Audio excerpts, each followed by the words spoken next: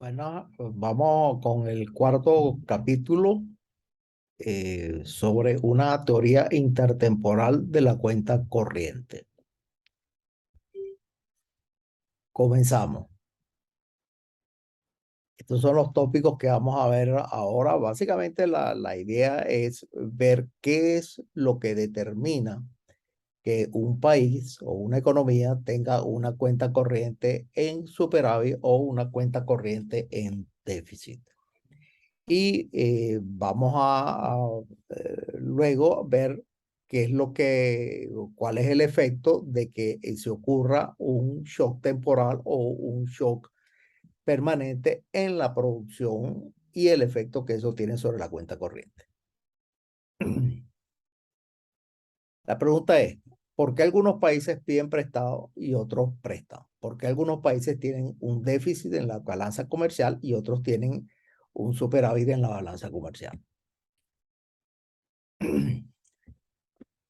El principal problema es que el principal resultado es que los países piden prestado o prestan para suavizar la trayectoria temporal del consumo ante los flujos de producción irregular. Vamos con unos conceptos primero. Definimos que una economía es abierta si comercia bienes y activos financieros con el resto del mundo y que una economía es pequeña si los precios de los bienes y servicios que se comercializan internacionalmente no son independientes de las condiciones económicas internas, es decir, no son determinados por la economía adentro, sino que son determinados por la economía en el exterior. Por ejemplo, si el consumo de carne vacuno se duplica en una economía pequeña y abierta, el precio mundial de la carne vacuna no aumenta porque el mercado local de la carne vacuno es muy pequeño en comparación con el mercado mundial. La economía es pequeña porque por varias razones. Algunas razones porque el mercado local puede ser pequeño, porque la población del país es muy pequeña o porque simplemente el mercado pues no consume carne de res en este caso que estamos viendo, ¿no? De igual manera ocurre en el caso de de la tasa de interés. Simplemente la tasa de interés en los mercados financieros mundiales no cae o no sube porque los mercados de capitales locales es muy pequeños en relación con el mercado mundial. Eh, Hay economías pequeñas que son desarrolladas, como los Países Bajos, o Suiza o Austria, y hay economías, las economías emergentes todas son pequeñas. Básicamente, el único país grande es Estados Unidos y en menor medida China. El resto, casi todos los países del mundo, del resto de los países del mundo se consideran en general economías pequeñas o bastante pequeñas, o por lo menos no muy grandes. Vamos a comenzar con algunos conceptos interesantes. Considera una economía donde que las personas viven solo dos periodos, periodo 1 y periodo 2. Periodo 1 presente y el periodo 2 el futuro. Es decir, Q1, vamos a denotar por Q1 la dotación de unidades de bienes en el periodo 1 y Q2 la dotación en el periodo 2. Los bienes son perecederos en el sentido de que no pueden almacenarse, ¿no? La restricción presupuestaria, en el periodo 1 cada bien está dotado con B0 unidades de un bono que genera R0 B1 en intereses en el periodo 1. R0 denota la tasa de interés, de forma tal de que el ingreso de la familia en el periodo 1 es 1 más R0 por B0. Aquí es B1, no B2. El hogar gasta el ingreso en consumo o en la compraventa de bonos. En este caso aumenta la cantidad de bonos que compra en B1 menos B0. B1 sería el número de bonos, la cantidad de bonos o la cantidad que tienen bonos al final del periodo 1. La restricción presupuestaria intertemporal sería C1 más B1 menos B0, es decir, el consumo en el periodo 1 más el incremento en la cantidad de bonos tiene que ser igual al ingreso, que es Q1 más R0B0. Y de igual manera en el periodo 2, C2 más B2 menos B1 igual a Q2 más R1B1, donde C2 es el consumo en el periodo 2, R1 es la tasa de interés del periodo 1 al periodo 2 y B2 es la tenencia de bonos al final del periodo 2. Vamos a asumir que no hay juegos Ponzi, es decir, como hay dos periodos, presente y futuro, el periodo 2 el periodo 2 es el presente, la gente no puede tener bonos al final del periodo 2, es decir, al final del futuro, porque después del futuro no hay nada. Es decir, no puede dejar una deuda impaga al final del periodo 2, porque no existe el periodo 3. Entonces es simplemente a que todas las deudas se pagan, pues, ¿no? C2 es el consumo en el periodo 2. Ok, tampoco prestar activos porque nadie te los va a pagar después, de forma tal de que B0, B2 tiene que ser igual a 0, a juro. Esto se conoce como la condición de transversabilidad, ¿ok? O la condición de juego no Ponzi. De forma tal de que de 3.1 y 3.2, es decir, de estas dos condiciones, haciendo un poco de álgebra, conseguimos esta tercera condición, que es la condición 3.4, que lo que te está diciendo es que el valor actual descontado, es decir, esto que está aquí, es igual al stock inicial de riqueza más el flujo descontado de la dotación, que es esta parte que está aquí, Q1 más Q2 entre 1 más R1. Fíjense que cuando cuando C2 igual 0, entonces C1 va a ser igual a todo esto que está aquí, ¿no? Es decir, va a ser igual a esto que está aquí y viceversa, ¿no?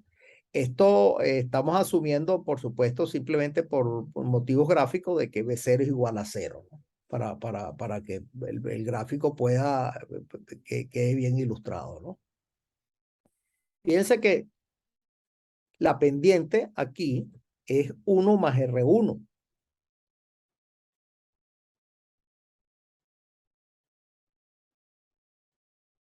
Que es la pendiente entre estas dos, ¿no? Y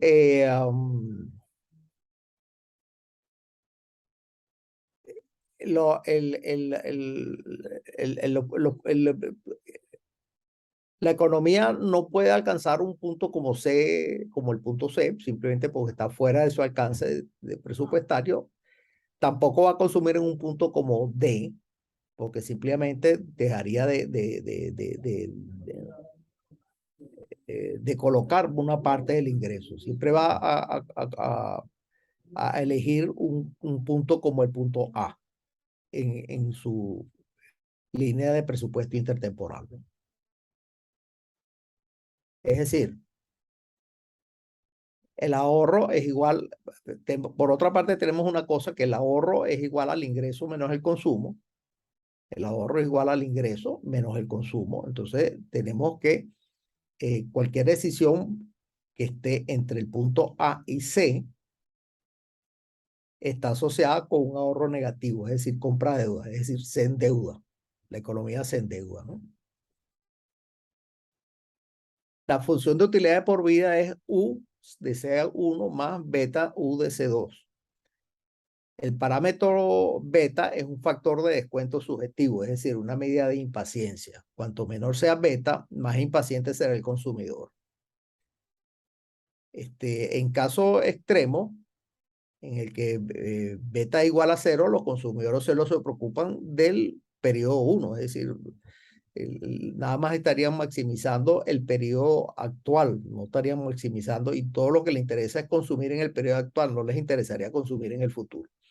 Por lo general, beta está entre 0 y 1, de forma tal de que la familia se preocupa tanto por el presente como por el futuro.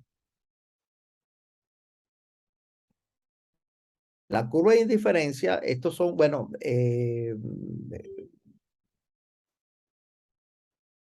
esta función de utilidad en el plano C1, C2, tiene sus curvas de indiferencia, tal cual como lo vemos aquí. Aquí no hay nada nuevo con respecto a la teoría de microeconómica de la utilidad. Vamos a suponer que se tiene un número, un nivel de utilidad determinado, U barra. Entonces, diferenciando con respecto a C1 y C2, tendríamos que eso sería U' de C1 más beta U' por DC2 igual 0, donde U' denota la derivada de U. Despejando, despejando aquí DC1 respecto a DC2, obtendríamos este término que es la pendiente de la curva de indiferencia. Sería la pendiente de la curva de indiferencia, ¿ok?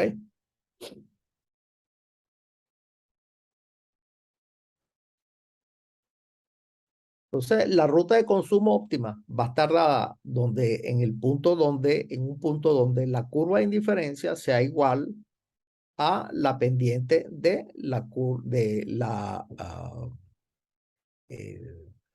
recta de presupuesto, ¿no? Un punto como este punto C2, C1, C2, el punto que señalo aquí, ¿no? Esa va a ser la asignación intertemporal óptima de consumo. La familia C1, C2, para maximizar la función de utilidad de por vida 3,5, sujeta a la restricción presupuestaria 3,4, dada la riqueza 1 más R0 por B0. Las dotaciones Q1 y Q2 y la tasa de interés R1. O sea, esto es dado, ¿no? El nivel óptimo de consumo en el periodo en el periodo 1 y 2 se obtienen resolviendo la restricción presupuestaria 3,4, que es esta que está aquí. Si definimos C1, pero si definimos I barra igual a 1 más R0 B0 más Q1 más Q2 entre 1 más R1 menos C1, este sería, lo definiríamos como la renta vitalicia de la familia en términos de producto de valor presente. ¿Ok? Entonces, podemos sustituir esto aquí arriba de forma tal de que quedaría C2 igual a 1 más R1 y menos C1. Y usando esto para eliminar U2 en la función de utilidad, me quedaría la utilidad de C1 más beta por la utilidad de C2, que es este término que está aquí. Entonces, el problema de maximización se reduce a elegir simplemente el término C1, o sea, la variable C1, dado I barra y R1. Entonces, la condición de optimalidad sería U' más beta por U' otra vez por la derivada interna, ¿no? Con respecto a C1, que sería menos beta por 1 más R1. Entonces, despejando, obtenemos esta ecuación que está aquí. U' más U' de C1 igual a beta por 1 más R1 por U' de C2. Esto es lo que se llama la ecuación de Euler. Este es el corazón que es la condición del primer orden. Este es el corazón de la teoría que estamos desarrollando aquí, la ecuación de Euler. Aquí la volvemos a escribir la ecuación de Euler. La interpretación de la ecuación de Euler es como sigue. Si la familia sacrifica una unidad de consumo en el periodo 1, es decir, esto disminuye en una unidad. Entonces, se reduce la utilidad en U' C1. Y esto en ese sentido es un costo en términos de utilidad. Si la familia ahorra esa unidad de consumo comprando un bono que paga R1, ¿ok? Que es el interés que se paga para el periodo 2, entonces va a recibir 1 más R1 unidades de consumo en el siguiente periodo. Y de allí de allí que sea beta por 1 más R1 por U'. Sería el aumento en la utilidad de por vida de esa persona. El lado derecho de la ecuación de Euler es la ganancia de sacrificar una unidad de consumo en el periodo 1. En el óptimo, la ecuación de Euler lo que te dice es que la curva de indiferencia es tangente a la restricción presupuestaria. Reordenando este término, se obtiene que menos 1 más R1 es igual a menos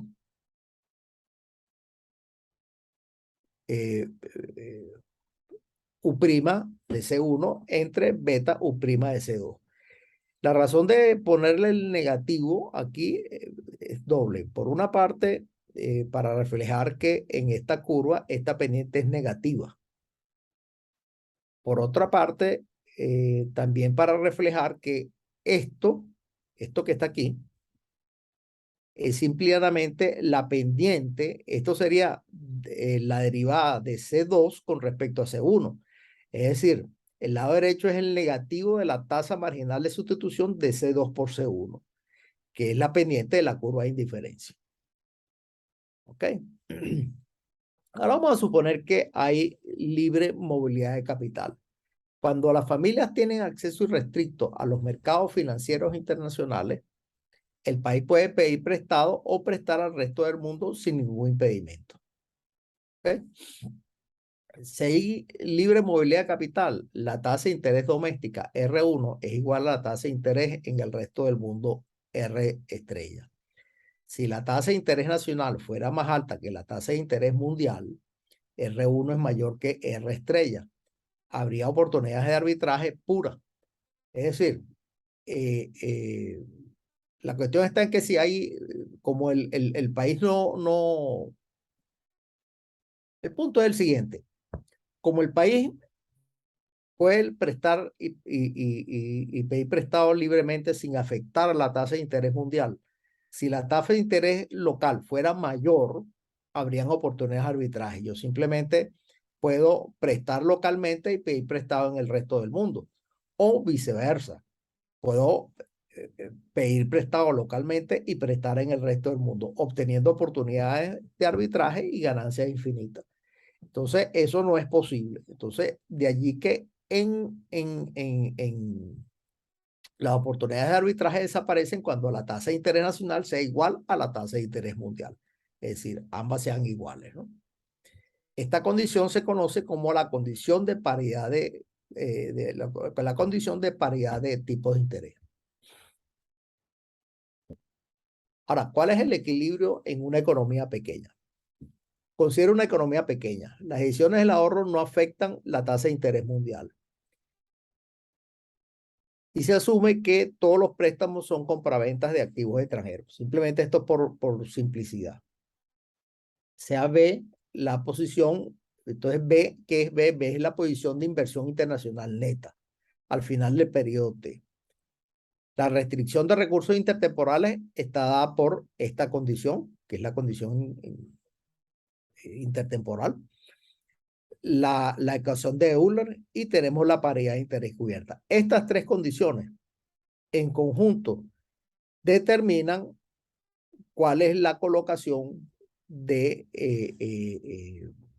activos y cuál es la colocación de consumo de la familia.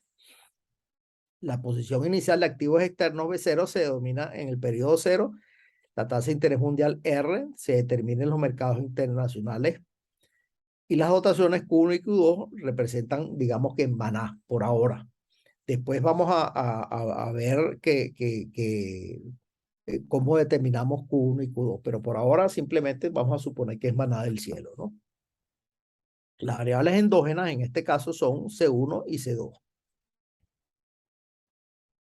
Entonces, otra vez, caemos que aquí el punto B es el punto que determina la trayectoria de consumo para un determinado nivel de tasa de interés y determinados niveles eh, eh, de dotación, ¿no? En este caso, como está entre A y el eje vertical, entonces en este caso la economía estaría pidiendo prestado. Si el punto B estuviera colocado del otro lado, o sea, entre A y el eje vertical, estaría prestando. Ese sería el caso, ¿no?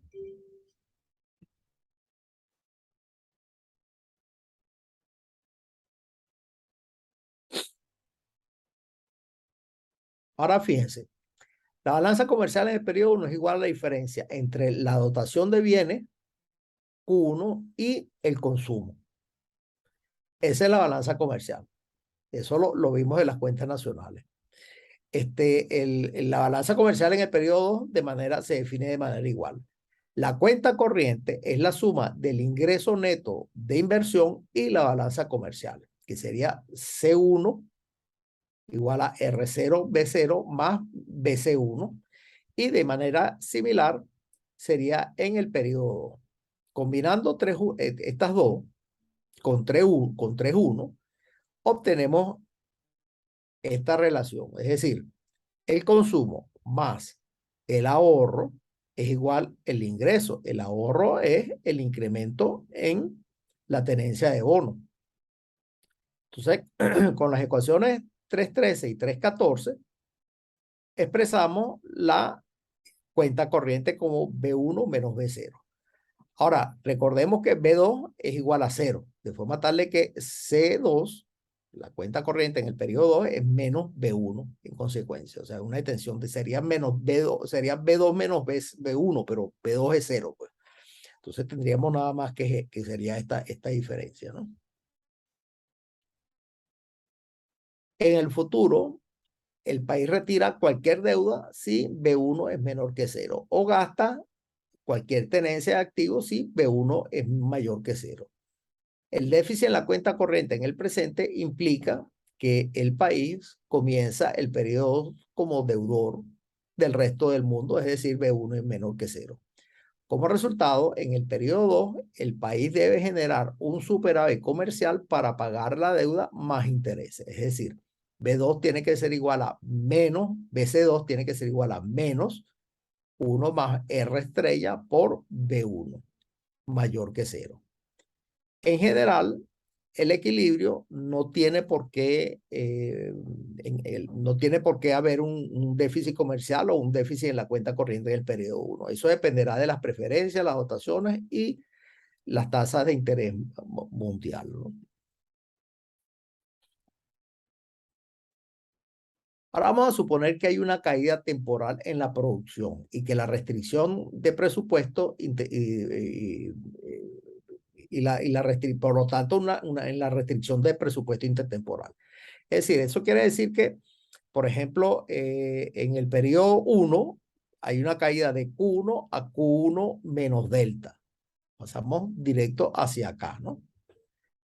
En respuesta, hay una disminución en Q1 igual a delta. La restricción presupuestaria intertemporal se desplaza a la izquierda en delta, como se muestra en la gráfica. El punto A indica el punto de dotación antes de la disminución de la producción y el punto A' indica el punto de dotación después de la disminución.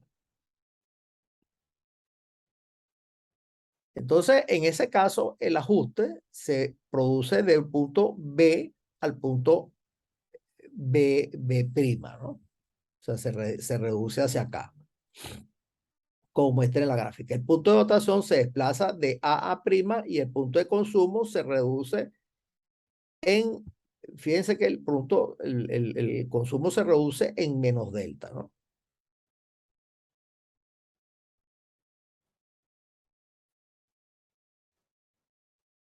La balanza comercial, perdón, el consumo en el periodo 1 se reduce en menos de delta. La razón es por la que, la razón por la que esto ocurre es porque la gente puede pedir prestado en el resto del mundo para paliar esa caída temporal en el consumo, porque en el segundo periodo va a seguir teniendo el mismo consumo de siempre, el mismo,